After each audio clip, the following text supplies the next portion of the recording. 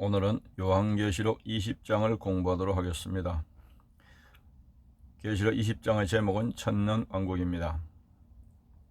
계율을 보시면 천사가 사탄을 천년 동안 무정에 결박하는 내용, 천년왕국에 참여하는 자가 천년 동안 왕노로 타는 내용, 곡과 마국의 전쟁, 사탄의 완전한 멸망, 최후의 심판 등을 기록하고 있습니다. 내용 요약을 보시면 계시록 20장은 천년왕국과 마지막 심판에 대한 내용입니다. 그런데 성경 전체에서 또 요한계시록에서 가장 난해한 해석이 바로 이 천년왕국에 대한 해석입니다.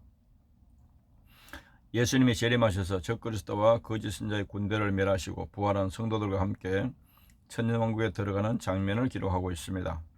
그래서 천년왕국을 어떻게 해석하느냐에 따라서 계시록 전체 해석이 달라지게 되고 또 신약 성경 전체 해석에 많은 영향을 미치게 됩니다. 천년왕국에 대해서는 학자들의 세 가지 견해가 있습니다. 첫째는 무천년설이라는 견해가 있습니다. 무천년설은 실제로 천년왕국은 없고 천년왕국을 신약 교회 시대로 봅니다. 천상에서 예수님과 성도들이 함께 영적으로 왕노를 하는 상징으로 보기도 합니다. 그래서 무천년설은 이 천년왕국을 비유와 상징과 영적 해석으로 보는 겁니다. 현재 교회 시대로 천년왕국 시대라고 보는 것입니다.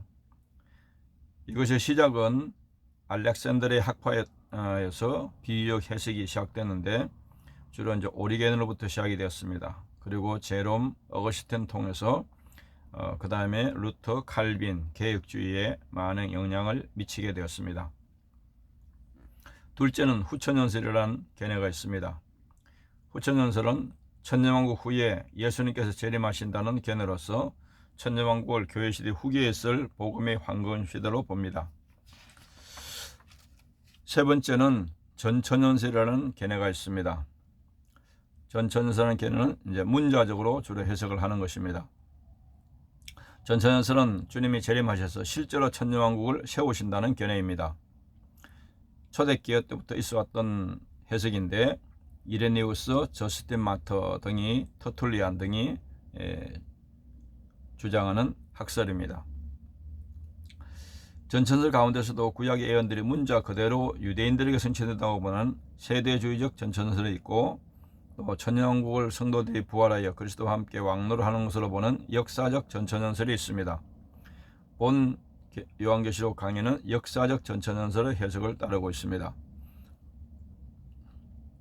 20장은 예수님이 재림하셔서 적그리스도와 거짓 선자의 군대를 멸하시고 부활한 성도들과 함께 천년왕국에 들어가는 장면을 기록하고 있습니다. 부활한 성도들과 휴거된 성도들이 그리스도와 함께 천년 동안 왕노를 하게 된다는 것입니다. 이것을 첫째 부활이라고 하며 에덴 동산에서 첫사람 아담이 실패한 것을 마지막 아담이신 예수 그리스도로 말미암아 회복하는 사건입니다. 그러나 악인들은 천년의 차이까지 살지 못합니다.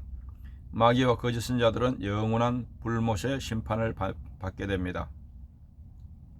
요한계시록 20장은 예수님이 재림하시며 적그리스도와 거짓 선자의 군대를 멸하시고 부활한 성도들과 함께 천년왕국에 들어가는 장면을 기록하고 있습니다.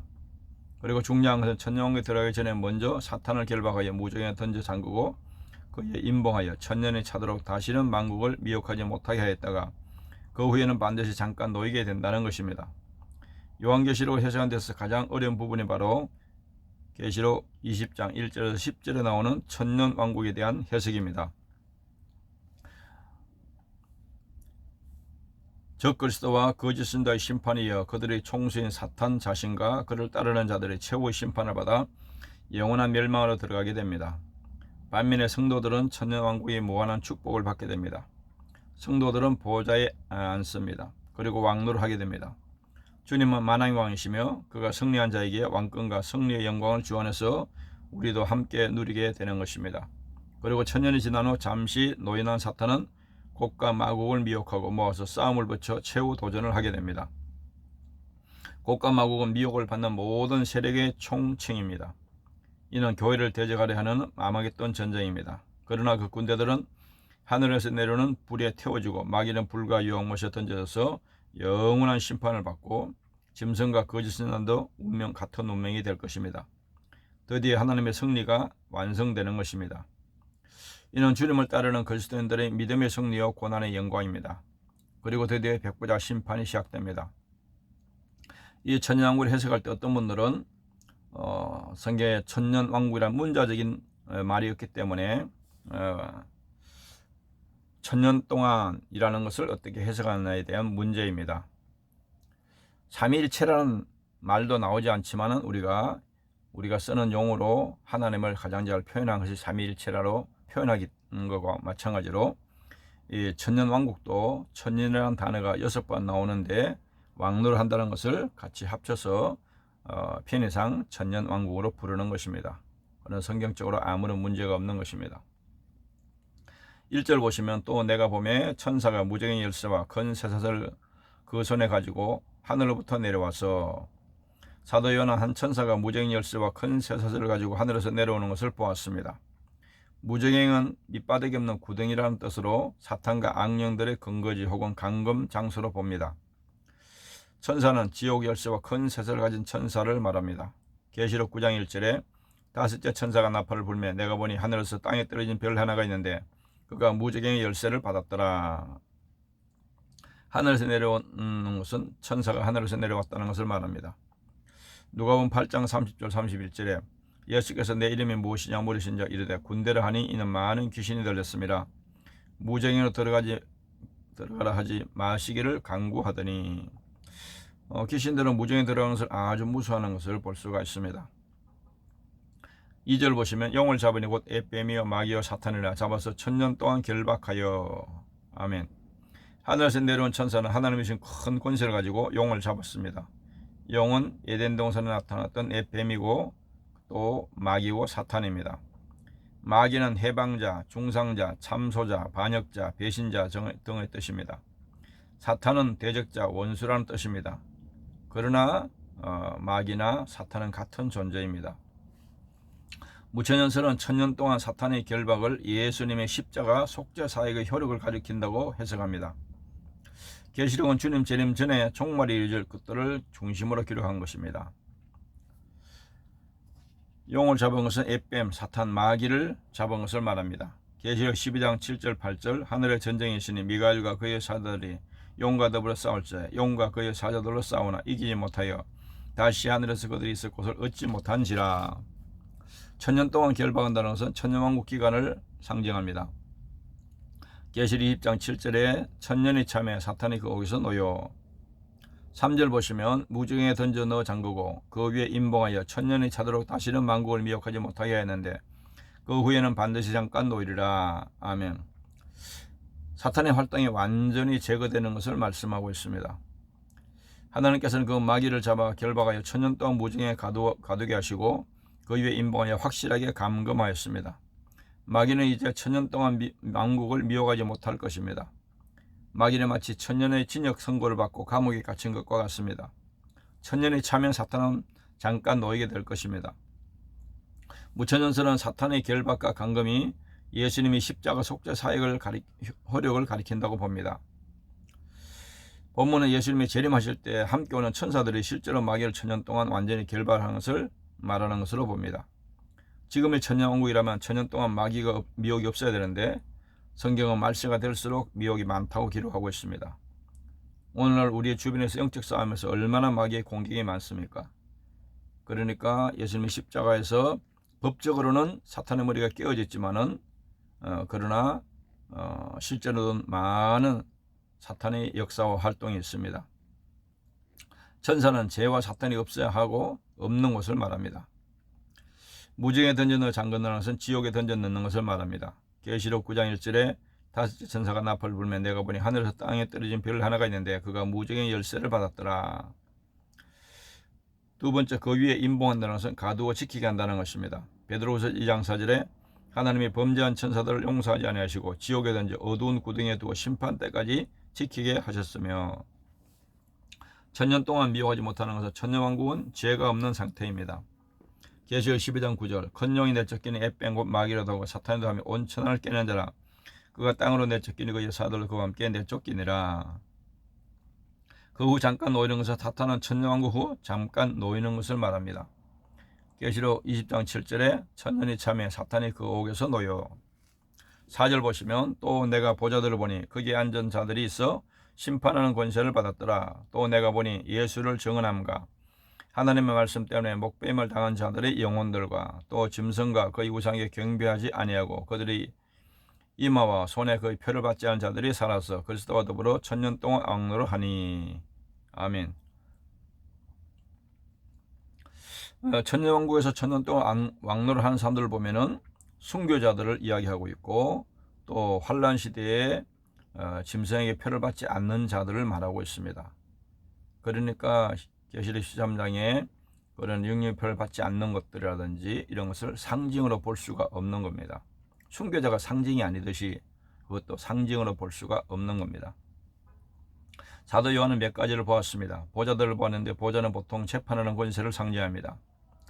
그리고 사람들이 그 보좌에 앉아 있었습니다. 그 보좌에 앉은 자들은 심판하는 권세를 받았습니다. 또 요한은 예수의 증거와 하나님의 말씀을 인해서 순교한 자들의 영혼들을 보았습니다. 순교자들과 적그리스도와 우상 숭배에게 경배하지 않고 육육 짐승표를 받지 않은 자들이 부활하여서 그리스도와 함께 천년 동안 왕국을 통치하게 될 것을 말씀하고 있습니다. 예수 증언과 하나님의 말씀, 순교자들의 영혼을 말합니다. 계시록 6장 9절에 다섯째 인을 떼실 때 내가 보니 하나님의 말씀과 그들이 가진 증거로 말미암아 죽임을 당한 영혼들이 제단 아래 있어. 짐승과 우상에 경배하지 않는다는 것은 적그리스도와 우상을 숭배하지 아니한 자를 말합니다. 계시록 13장 10절에 사로잡힐 자는 사로잡혀갈 것이요 칼에 죽을 자는 마땅히 칼에 죽을 것이니 성도들의 인내와 믿음이 여기 있느니라.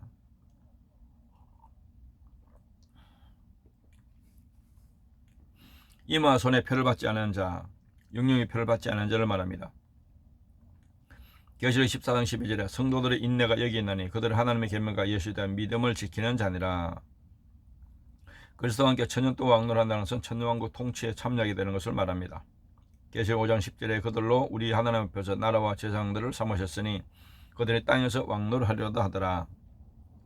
5절 보시면 그 나머지 죽은 자들은 천년에까지 살지 못하더라. 이는 첫째 부활이라. 불신자들과 악인들은 천년 동안 살아나지 못한다는 것입니다. 그러니까 첫째 부활에 참여하지 못한다는 것입니다. 악인들은 천년왕국 후에 심판받기 위해서 부활하게 됩니다. 무천연설은 예수 믿고 중생한 것을 첫째 부활로 봅니다. 그런데 성경은 중생을 부활이라고 하지 않습니다. 부활은 주님의 재림 때에 우리의 몸이 실제로 부활하는 것을 말합니다. 마지막 죽은 자들은 불신자 악인들을 말합니다. 계시록 20장 13절에 바다가 그 가운데서 죽은 자들을 내주고 또 사망과 음부도 그 가운데서 죽은 자들을 내주며 각 사람의 자기의 행위대로 심판을 받고. 첫째 부활은 신자의 부활을 말합니다. 데살로니가전서 4장 16절에 주께서 호련과 천사의 소리와 하나님의 나팔 소리로 친히 하늘로부터 강림하시리니 그리스도 안에서 죽은 자들이 먼저 일어나고. 6절 보시면 이 첫째 부활에 참여한 자들은 복이 있고 거룩하도다. 둘째 사망이 그들을 다스리는 권세가 없고 도리어 그들이 하나님과 그리스도의 제사장이 되어 천년 동안 그리스도와 더불어 왕노릇하리라. 아멘. 예수님의 재림 때 우리가 부활하여서 예수님의 재림과 예수님과 함께 왕노를 하게 된다는 것입니다. 첫째 부활에 참여하는 모든 성도들은 복을 받은 자들입니다. 그들은 몸의 구속을 받은 자들이므로 완전한 거룩함을 얻은 자들입니다. 그들은 하나님과 그리스도의 제사장이 되어 천년 동안 그리스도와 함께 천년왕국에서 통치하게 될 것입니다. 첫째 부활에 참여한 자들은 복이 있는데 예수 믿고 구원받은 자들을 말합니다. 고린도전서 15장 23절에도 부활장에서도 바로 이 첫째 부활을 예수 믿는 자들이라고 말하고 있습니다.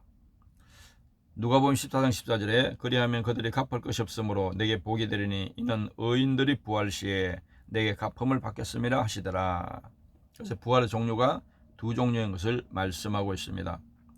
요한복음 5장 29절에 선한 일을 행한 자는 생명의 부활로 악한 일을 행한 자는 심판의 부활로 나오리라. 두 종류의 부활을 말씀하고 있습니다. 선한 일을 행한 자는 예수 믿는 자들을 가리키고 악한 일을 행한 자는 예수 믿지 않는 죄인들을 말합니다. 하나님과 그리스도의 제사장은 부활한 성도들이 제사장 나라를 이룬다는 것을 보여줍니다. 계시록 1장 6절에 그의 아버지 하나님을 위해 우리를 나라와 제사장으로 삼으신 그에게 영광과 능력이 세세토록 있기를 원하노라. 아멘. 왕노릇은 천년왕국에서 왕노릇을 하는 것을 말합니다. 디모데후서 2장 12절에 보면 참으면 또한 함께 왕노도 할 것이요 우리가 주를 부인하면 주도 우리를 부인하실 것이라. 계시록 5장 10절에 그들로 우리 하나님 앞에서 나라와 제사장을 삼았으니 그들이 땅에서 왕노를 하리로다 하더라. 7절 보시면 천년이 참에 사탄이 그 옥에서 놓여. 아멘. 천년의 감금 기간이 끝나면 사탄이 잠깐 무정감에서 잠깐 동안 노예날 것을 말하고 있습니다. 그래서 천년왕국은 지상의 천년왕국이고 영원한 본 천국을 아니라고 보는 것입니다. 천년 후 사탄의 옥에서 놓이는 것은 천년왕국 지난 후 잠깐 사탄이 놓이는 겁니다. 계시록 20장 2절 3절 용을 잡으니 곧 에뱀이요 사탄이라 잡아서 천년 동안 결박하여 무정에 던져 넣어 잠고 그 위에 임박하여 천년이 차도록 다시는 미혹하지 못하게 했는데 그 후에는 반드시 잠깐 놓이리라. 8절 보시면 나와서 땅의 사방 백성 곧 곡과 마곡을 미혹하고 싸움을 붙이리니 그 수가 바다의 모래 같으리라. 아멘. 천년왕국 끝난 후 무정의 감옥에서 나온 사탄은 천년왕국에서 번성한 백성들 곧 곡과 마곡의 사람들을 미혹할 것입니다. 수가 바다의 모래 같은 번성한 백성의 수가 많을 것을 상징합니다. 천년왕국에서 시험 없이 번성한 백성들을 영원한 천국 들어가기 위해서 마지막 시험이라고 볼 수가 있습니다. 천년왕국에서 어떻게 번성할지는 우리가 알 수가 없습니다. 곡과 마곡을 미혹하여 싸운다는 것은 천년왕국에서 번성한 백성들을 미혹하는 것을 말합니다. 에스겔 38장 2절 3절에 인자야 너는 마곡 땅에 있는 로스와 메섹과 두발왕 곡에게로 얼굴을 향하고 그의 예언하여 이르기를 주 여호와께서 이같이 말씀하시기를 로스와 메섹과 두발왕 고가 내가 너를 대적하여. 수가 바다의 모래 같았는데 번성한 수가 많을 것을 상징합니다. 창세기 22장 17절에 내가 내게 큰 복을 주고 내 씨가 크게 번성하여 하늘의 별과 같고 바닷가의 모래 같게 하리니 내 씨가 그 대적의 성문을 차지하리라. 9절 보시면 그들의 지면에 널려 퍼져 성도들의 신과 사랑하는 성을 두르매 하늘에서 불이 내려와 그들을 태워버리고. 아멘. 사탄은 온 땅에 널리 퍼져 성도들의 신과 사랑하는 성을 둘렀습니다. 사랑하시는 성은 천년왕국을 가리킵니다. 그러나 하나님께서는 하늘에서 불을 내려 그들을 소멸하실 것입니다. 성도들의 신과 사랑하는 성을 두르는 것은 사탄이 성도들의 성을 포위하는 것을 말합니다. 열왕기하 24장 10절에 그때 바벨론 왕 느부갓네살의 신복들이 예루살렘에 올라와서 그 성을 에워싸니라. 그게 바로 이 그림자라고 볼 수가 있습니다. 하늘에서 불이 내려와 태워버리는 것은 하나님의 심판을 말합니다. 에스겔 38장 22절에 내가 또 전염병과 피로 그를 심판해 쏟아지는 폭우와 큰 우박 등의 불과 유황으로 그와 그의 모든 무리와 그와 함께 있는 백성에게 비를 내리듯 하리라. 10절 보시면 또 그들을 미혹하는 마귀가 불과 유황 못에 던져지는 거기는 그 짐승과 거짓은 날서 세세토록 밤낮 괴로움을 받으리라. 아멘. 그 후 하나님께서 그들을 미혹하는 마귀를 잡아서 불과 유황못에 지옥불에 던져 넣을 것입니다. 그들은 불과 유황못인 지옥에서 영원토록 밤낮 고난을 당할 것입니다. 이제 여기서 창세기 3장에서 인간을 미혹했던 이 마귀가 요한계시 20장 10절에서 이제 영원히 심판을 받고 지옥의 형벌로 영원한 멸망을 당하게 되는 겁니다. 마귀가 불과 유황못에 던지는 것, 지옥불에 던져지는 것을 말합니다. 마태복음 25장 41절에 또 왼편에 있는 자들에게 이르시되 저주를 받은 자들아 나를 떠나 마귀와 그 사자들을 위하여 예비된 영원한 불에 들어가라. 세세토록 밤낮 괴로움을 받은 것은 마귀가 영원한 지옥의 형벌을 받는 것을 말합니다. 계시록 14장 10절 11절에 그도 하나님의 진노의 포도주를 마시리니 그 진노의 잔에 섞인 것이 없이 부은 포도주라. 거룩한 천사들 앞과 어린 양 앞에 서서 불과 유황으로 고난을 받으리니 그 고난의 연기가 세세토록 올라가리로다. 짐승과 그의 우상에게 경배하고 그 이름의 표를 받는 자는 누구든지 밤낮 쉼을 얻지 못하리라 하더라. 11절 보시면 또 내가 크고 흰 보좌와 그 위에 앉으신 이를 보니 땅과 하늘이 그 앞을 피하여 간데 없더라. 아멘. 사도 요한은 또 크고 흰 마지막 심판의 보좌를 보았습니다. 그래서 하나님께서 세상을 창조한 이후에 땅에 살았던 모든 사람들을 심판할 심판대입니다. 그 심판의 보좌가 흰 보좌인 것은 하나님의 심판이 거룩하고 어려울 것을 나타냅니다. 그 보좌 위에 앉으신 분은 바로 예수 그리스도를 말합니다. 크고 흰 보좌는 마지막 심판의 보좌입니다. 고린도후서 5장 10절에 보면 이는 우리가 다 반드시 그리스도의 심판대 앞에 나타나게 되어 각각 선악간에 그 몸으로 행한 것을 따라 받으려야 함이라. 그 위에 앉으신 이는 예수 그리스도를 말합니다. 요한복음 5장 22절에 아버지께서 아무도 심판하지 아니하시고 심판을 다 아들에게 맡기셨으니 땅과 하늘이 피하여 없어지는 것은 땅과 하늘이 사라지는 것을 말합니다. 베드로후서 3장 12절 13절에 보면 하나님의 날이 임하기를 바라보고 간절히 사모하라. 그날에 하늘이 불에 타서 풀어지고 물질이 뜨거운 불에 녹아지려니와 우리는 그의 약속대로 의가 거하는 곳인 새하늘과 새 땅을 바라보도다. 12절 보시면 또 내가 보니 죽은 자들이 큰 자나 작은 자나 그 보좌 앞에 서 있는데 책들이 펴있고 또 다른 책이 펴있으니 곧 생명책이라. 죽은 자들이 자기 행위를 따라 책들에 기록된 대로 심판을 받으니. 아멘. 죽은 자들은 어린애 아이를 막론하고 다 그 보좌 앞에 서게 될 것입니다. 그것은 그들이 부활하여 심판대 앞에 서게 됨을 가리킵니다. 의인들은 천년왕국 전에 부활하였으므로 이때는 악인들이 부활할 것입니다. 우리는 하나님의 마지막 심판대 앞에 설 자들로서 준비하며 살아야 합니다. 사도 요한은 심판대 앞에서 여러 권의 책들을 보았습니다. 심판의 기준은 생명책과 행위책입니다. 책들은 사람들의 행위를 기록한 책들을 가리킵니다. 이 행위책과 구별되는 다른 한 책은 생명책입니다. 그것은 모든 구원받은 자들의 이름을 기록한 책입니다.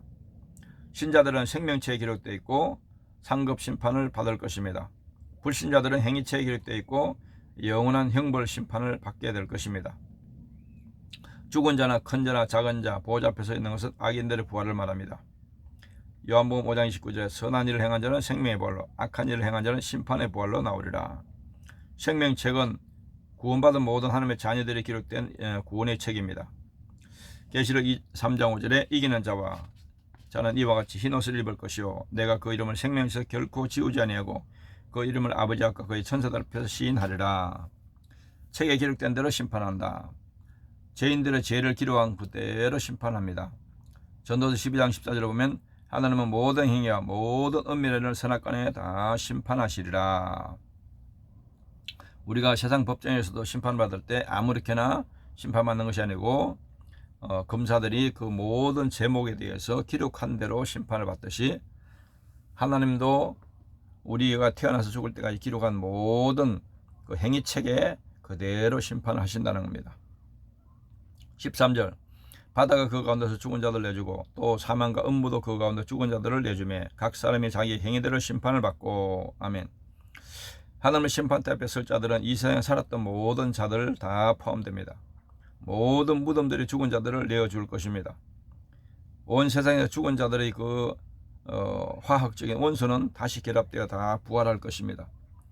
모든 죽은 자들은 다 부활하여 하나님의 심판 보좌 앞에서 각각 자기가 이 땅에 살면서 행한 대로 다 심판을 받는다는 것입니다. 천년왕국 후에 있을 악인들의 둘째 부활을 말합니다. 바다가 죽은 자들 내준다. 둘째 부활, 심판의 부활, 악인들의 부활을 말합니다.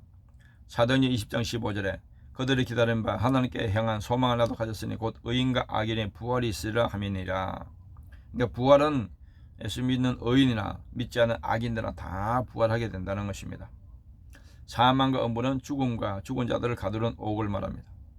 누가복음 16장 23절 그가 음부에서 고통 중에 눈을 들어 멀리 아브라함과 그의 품에 있는 나사로를 보고.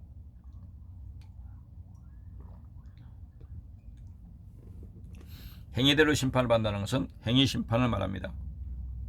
계시록 2장 23절에 또 내가 사망으로 그의 자녀들을 죽이리니 모든 교회가 나는 사람의 뜻과 마음을 살피는 자일 줄 알지라. 내가 너희 각 사람의 행위대로 갚아주리라. 14절 보시면 사망과 음부도 불못에 던져지니 이것은 둘째 사망 곧 불못이라. 육신의 죽음과 무덤 그리고 악인들의 부활 전까지 머물며 고통당하는 음부 곧 지옥도 최종적 지옥인 불못에 던져지는 것으로 표현됩니다. 백보자 심판 후에는 죽음과 무덤이 다 사라질 것입니다. 불못은 부활 후에 악인들이 들어가 영원한 형벌의 장소입니다. 이것을 둘째 사망이라 그럽니다. 이것은 참으로 두려운 심판입니다. 사람이 이 세상에 어떻게 살다가 죽었을지라도 이 둘째 사망을 당해서 영원한 지옥에 가느냐 당하지 않느냐에 따라서 그 사람의 영원한 행복과 불행으로 나누어지게 될 것입니다. 그래서 우리가 예수 믿고 천국 가는 것보다 더 귀한 복은 없는 것입니다. 사망과 음부도 불못에 던진다. 지옥에 던져진다는 것입니다. 맨 마지막에 멸망받을 원수는 사망이니라. 둘째 사망 곧 불못을 말하는데 영원한 형벌의 장소인 지옥을 말합니다. 마태복음 25장 41절에 또 왼편에는 자들에게 이르시되 저주를 받은 자들아 나를 떠나 마귀와 그 자들 위하여 예비된 영원한 불에 들어가라. 15절 보시면 누구든지 생명체에 기도하지 못한 자는 불못에 던져지더라. 누구든지 생명체에 기도하지 못한 자들은 다 불못, 지옥에 던져지게 된다는 것입니다. 이것은 영원한 멸망이고 지옥의 형벌입니다. 예수 그리스도를 믿는 자들은 생명체에 기록되고 불신자들은 생명체에 기록되지 못합니다. 이단들은 생명체라는 명부를 만들어 놓고 그 명부에 이름이 올라야 구원받는다고 주장합니다. 생명체는 이 땅에서 기록하는 것이 아니라 바로 천국에 있는 것이고 천국에서 천사들이 기록한 것을 말합니다. 이 땅에 있는 것이 아닙니다. 생명체가 기록되지 못한 자, 모든 불신자들은 생명체에 기록되지 못한 것입니다. 시편 69편 28절에 그들을 생명체에서 지우사 의인들과 함께 기록되지 말게 하소서. 불못에 던져지는 것은 영원한 지옥불을 가리킵니다. 마가복음 9장 47절 49절에 만일 내 눈이 너를 범죄하게 하거든 빼버리라. 한 눈으로 하나님의 나라에 들어가는 것이 두 눈을 가지고 지옥에 던져지는 것보다 나으리라. 거기에서는 구더기도 죽지 않고 불도 끄지 아니하느니라. 사람마다 불로서 소금치듯함을 받으리라. 아멘. 그래서 계시록 20장에서 가장 난제인 천년왕국을 어떻게 해석하느냐. 천년왕국의 해석의 역사를 보면은 초대교회부터 교부시대까지는 역사적 전천서를 계속 그대로 가르쳐 왔습니다. 그런데 계시록 18장 그 바벨론을 로마로 보고 로마가 망했는데도 주님이 재림하지 않으니까 사람들이 갈등하기 시작했습니다.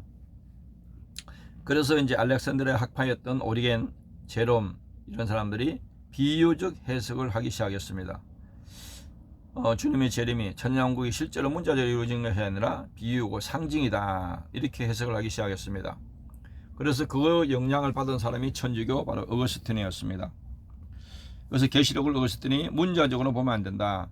영적 천년으로 해석하여 최초로 무천년설을 주장하여서 중세까지 무천년설이 정설로 내려왔습니다. 그래서 이것이 개혁주의에 많은 영향을 미쳐서 루터나 칼빈 등에까지 오게 되었습니다. 그런데 요아킴이라는 천주교 성경학자가 천년 무천년설을 부정하고 천년왕국이 있다고 또 주장하기 시작했습니다. 그리고 고전적 세대주의는 존 넬슨 다비라는 사람으로부터 시작되어서 또 이 세대주의 전천년설이 등장하게 되었습니다. 존 넬슨 다비는 영국 성공회 출신인데 성경 역사를 7시대로 나누어서 성경을 해석했습니다. 그러다가 미국으로 건너가서 남북 전쟁 당시에 희망이 없다고 주장하고 재림을 강조하기 시작했습니다. 여기에 영향을 많이 받은 사람들이 무디나 언더우드나 아펜저즈나 이런 우리나라 선교사로운 분들입니다. 그래서 세대주의자들에게 이게 큰 영향을 미쳤습니다.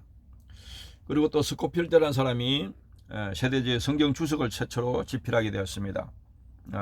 이것이 또 큰 영향을 끼치게 되었습니다. 그래서 우리나라 선교사들이 들어와서 평양 신학교를 세웠을 때 바로 그 선교사들이 무천년설을 가르쳤습니다. 그래서 무천년설이 많이 한국에 보급이 됐는데 박형영 박사나 박윤선 박사가 그 세대주의 해석에 반박하고 역사적 전천년설을 주장하기 시작했습니다. 그래서 개혁주의 입장에서는 칼빈주의는 개혁주의 신학에서 무천년설로 많이 따르는 사람들이 있고 또 역사적 전설을 따르는 사람들이 많이 있습니다. 그래서 요한계시록 20장을 어떻게 해석하냐에 따라서 계시록 전체에 많은 영향을 미치게 됩니다. 적용과 나눔을 보시면 성경의 결론은 천국입니다. 우리 신앙생활의 궁극적인 목표는 천국입니다. 성경의 마지막 20장, 22장까지 천국으로 결론을 맺고 있습니다. 첫째, 우리는 첫째 벌에 참여하는 복된 자가 되어야 합니다. 둘째, 사탄, 마귀, 귀신은 심판받고 영원한 지옥불에 들어갈 것을 알아야 합니다. 사탄은 하나님의 손안에 있음을 기억하고 우리가 사탄의 모든 시험을 담대하게 믿음으로 이겨야 합니다. 셋째, 우리는 행위대로 심판하시는 하나님의 심판을 기억하고 그 하나님의 심판에 서서 상급을 받을 것을 잘 대비하는 신앙을 가져야 합니다. 오늘은 여기까지 공부하도록 하겠습니다. 감사합니다.